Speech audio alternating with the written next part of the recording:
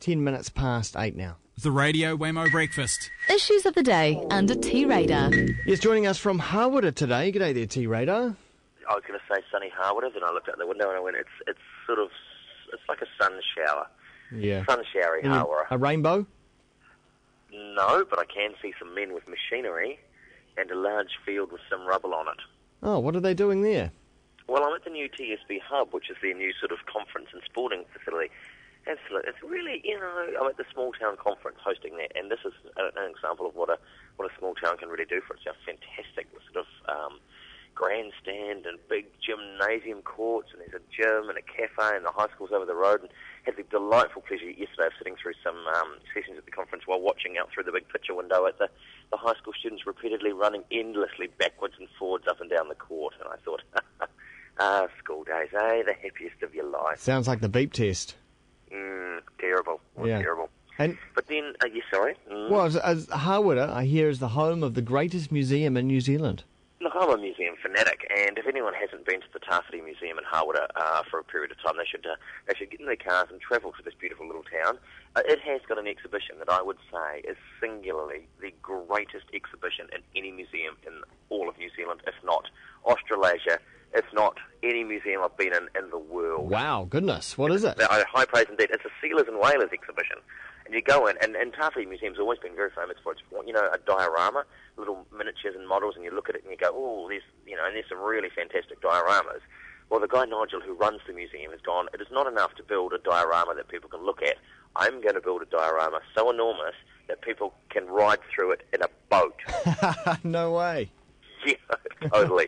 And it's all based on the Sealers and the Whalers. And you take this enormous, like really quite a long boat ride through this life-size sort of diorama. Sounds like Fantastic. Sounds a little bit like Willy Wonka. Look, to be fair, it is a bit like that. He was this guy who's just had this passion to run this museum all of these years, and finally he's just gone, so far over the top that he's created this fantastic exhibit. That's cool. We're proud to be a New Zealander, Wammo. And it's all obviously indoors and contained within the original museum building? It's in a big shed.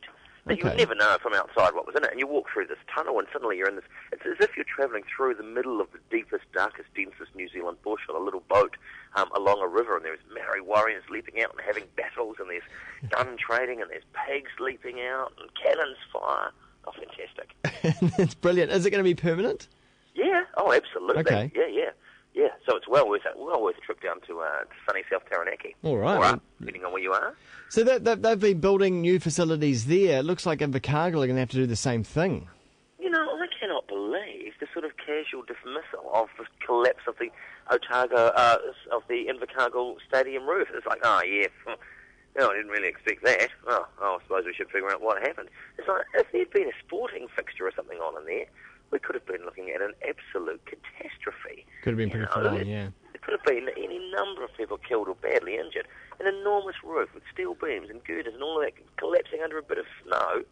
I mean, admittedly, it was the heaviest snow in 50 years, but you do build a stadium to last slightly longer than that. Well, yeah, exactly. And you'd think, Invercargill is known to have conditions like snow, so you'd build it to withstand a certain weight. You would have thought so. And I just can't believe, I saw that collapse, and then I saw the where it was relegated in the news, and people sort of going, you're not very good at all, and we have a bit of a rally round and move some of the sporting events. But it's like, oh my God, I couldn't believe it. Now the government is now taking it seriously. They're sending Maurice Williamson down.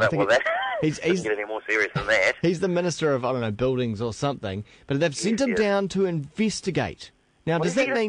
Does that mean he has his looking glass and He's got a magnifying glass and he's taking Sherlock Holmes down with him. Yeah. He's going to put on his deerstalker cap and he's going to meticulously go through it with a magnifying glass and take some samples and go into his hotel room with a microscope and try to figure out what it was that happened. Now, I'm not entirely sure that, Morris is the best person to be investigating that. And then I saw the guy who said that had warned some years ago about a problem with the stadium roof. He said there'd been a bit of sagging in the beams. Yeah. Also said that the Waitakere Trust Stadium and Vector also had quite serious problems. And now I'm thinking, hang on, I go to those stadiums. Yeah.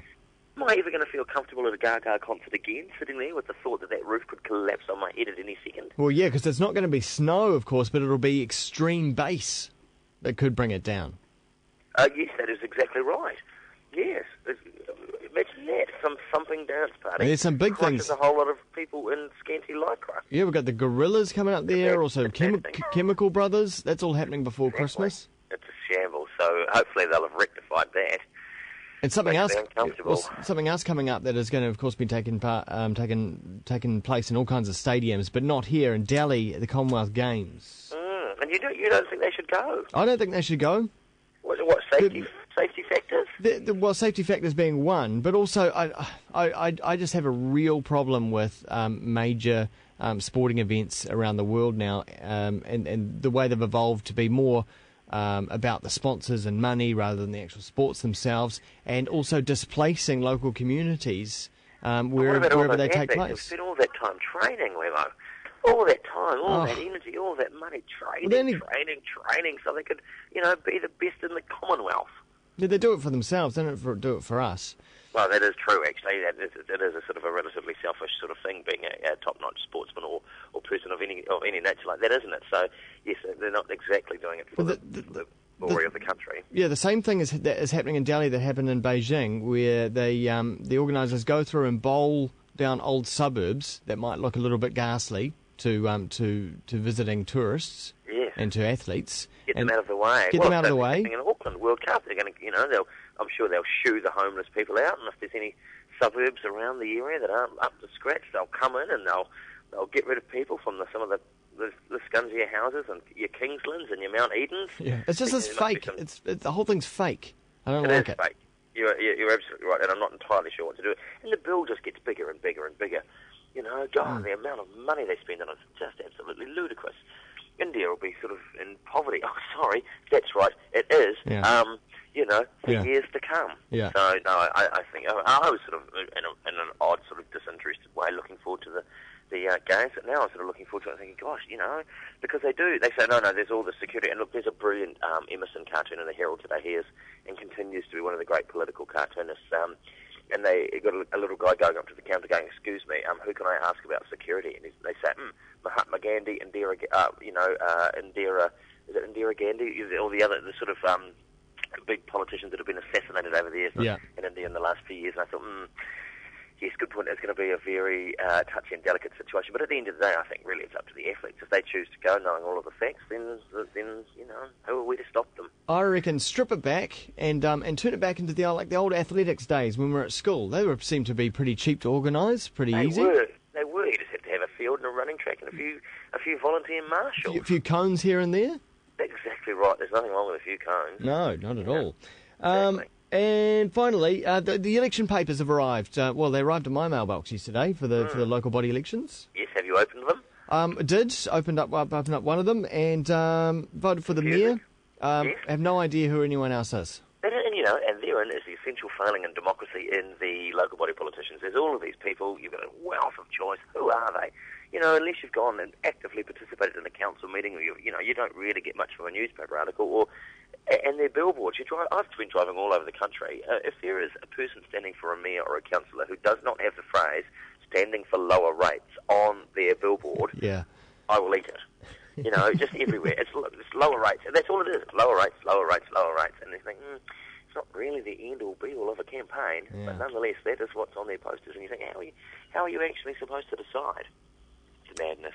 But nonetheless, I'm looking forward to getting back to Auckland and opening mine up and going, I know none of these people. Best use for some of those billboards in Invercargill would be to slide down little hillsides on them. They would be. Yes, that's right. Slide down some of the treacherous steel girders that are now projecting from the floor of their stadium. Indeed. T-Radar. We'll speak again next week. See ya. All right. That is T-Radar in Hawera, and time now is 19 minutes past.